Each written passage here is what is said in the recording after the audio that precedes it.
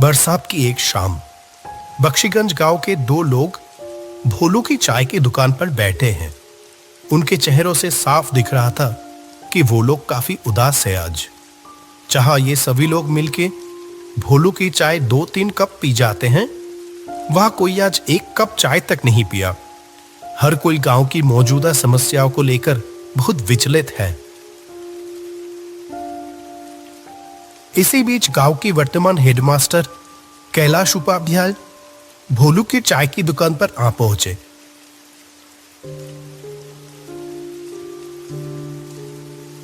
अरे रामलाल, माधव, तुम लोग यहाँ इतना उदास होकर क्यों बैठे हुए हो? मुझे इस गांव में आए हुए इतने दिन हो गए, मैंने तो कभी तुम लोगों को इतना परेशान नहीं देखा।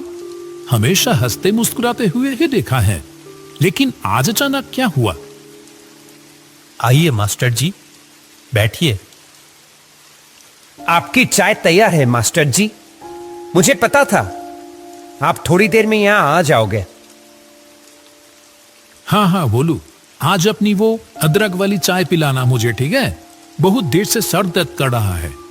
और हाँ, तुम लोग बताए नहीं कि हुआ क्या है, इतने उदास क्यों हो? असल में क्या है ना मास्टर जी, हम सभी लोगों का आज मन बहुत उदास है। क्यों? क्या हुआ?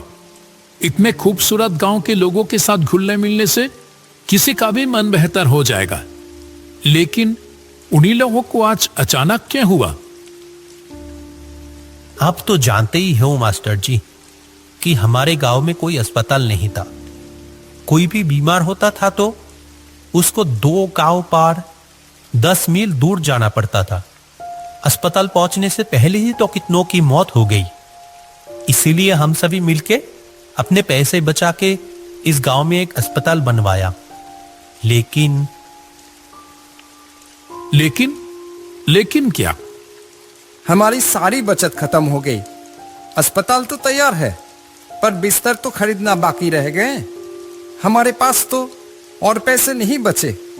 अब क्या होगा? ओह, ऐसी बात है। मेरे पास कुछ पैसे तो थे, पर वो तो मेरी बेटी की शादी में खर्च हो गए हैं।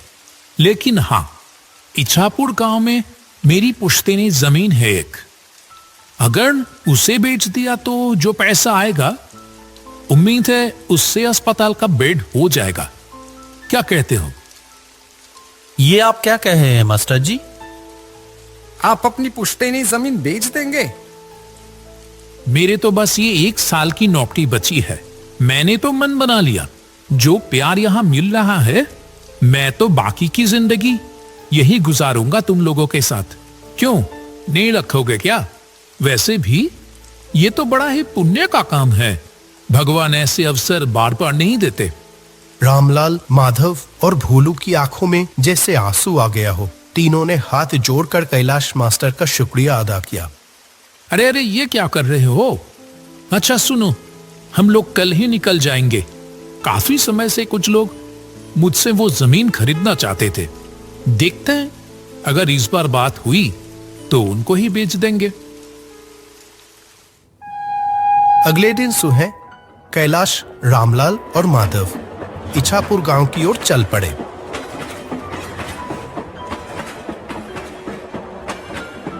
जब वह ट्रेन में थे, बाहर बहुत जोर से बारिश हो रही थी। आसमान काले बादलों से ढका हुआ था और हवा भी बहुत तेज चल रही थी। ये बारिश तो रुकने की नाम ही नहीं ले रही है। मैं भी तो वही सोच रहा हूं, इतनी बारिश में जाएंगे कैसे? वहां एक नदी भी तो पार करनी होगी।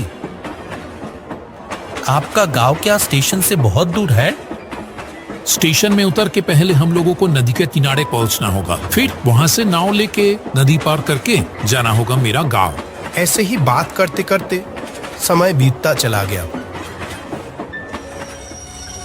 आखिरकार जब तीनों स्टेशन पर पहुंचे, वो शाम हो चुकी थी। सुनसान स्टेशन पर बस वही तीनों आके ही उतरे। अभी तो बारिश थोड़ी रुकी है, चलो देखते हैं जल्दी से नाव घाट पर पहुंच पाते या नहीं। वो तीनों स्टेशन से बाहर आ गए। आसपास कोई भी नजर नहीं आ रहा था।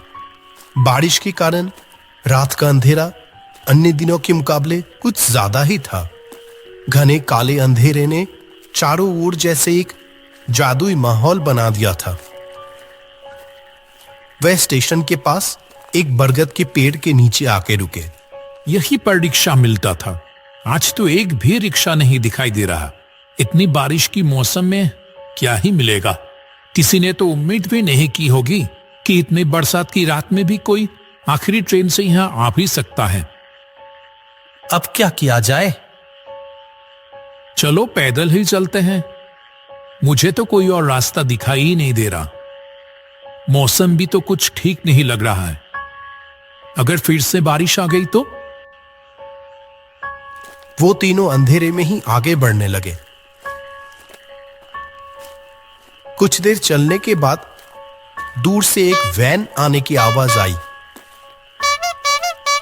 लगता है कोई वैन रिक्शा आ रहा है इधर ही। रुको रुको। कुछ ही देर में दूर से कच्चे रास्तों में एक वैन आती हुई दिखाई दी। कैलाश ने उस चालक को देखते ही पहचान गया। कहा, अरे रतन भैया, आपसे मिले हुए कितने महीने हो गए। वो आदमी कैलाश को थोड़ी देर देखा, फिर कहा, अरे कैलाश, कैसे हो? अपने घर जा रहे हो क्या? जी रतन भैया, मैं तो ठीक हूं। ये दोनों हैं रामलाल और माधव। मैं जिस गांव में अभी मास्टर हूं, ये दोनों उस गांव से ही है। हम सब तो अभी मेरे घर जा रहे थे। रतन भैया, आप हमें नदी के किनारे ले चलोगे क्या? तो आज रात की आखिरी नाव मिल जाती। रतन ने कहा, इस बरसात की रात में नाव मिलेगी? अच्छा चलो देखते हैं, बैठो। चलो रामलाल, चलो उठो। ये आखिरी मौका है। अगर ये निकल गया तो सारी रात यहीं रुक के बारिश में भीगना पड़ेगा। चलो चलो। सभी लोग वैन पे जाके बैठ गए। अंधेरे में ही वैन आगे बढ़ने लगी।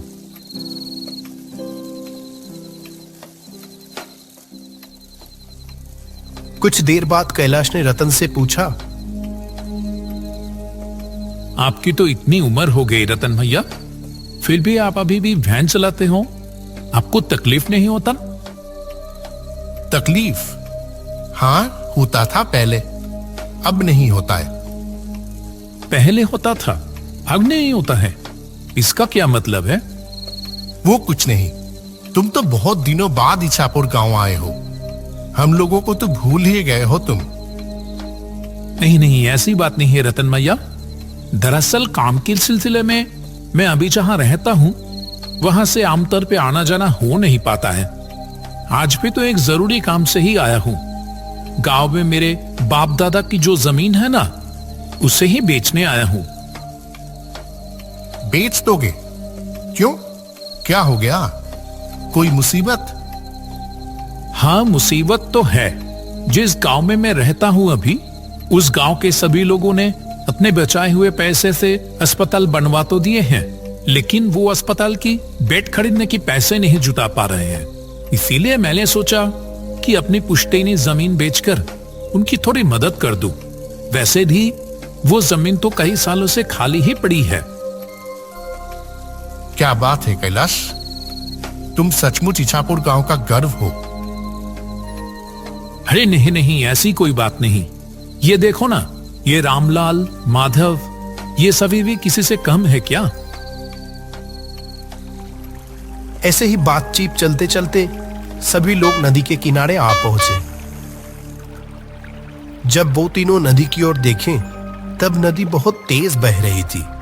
जो नदी हर वक्त शांत रहती थी, वह आज बिल्कुल अलग दिख रही थी। नदी के किनारे कुछ नाव बंधी हुई थी, लेकिन चलाने वाला कोई भी दिखाई नहीं दिया। जो सोचा था वही हुआ। एक भी माझी घाट पर नहीं है। वैसे भी इतनी रात हो गई है, और फिर बारिश। कोई क्यों ही रहेगा अभी? ये तो बड़ी मुसीबत हो गई मास्टर जी। आज रात बारिश में भीगकर ही गुजारना पड़ेगा लगता है।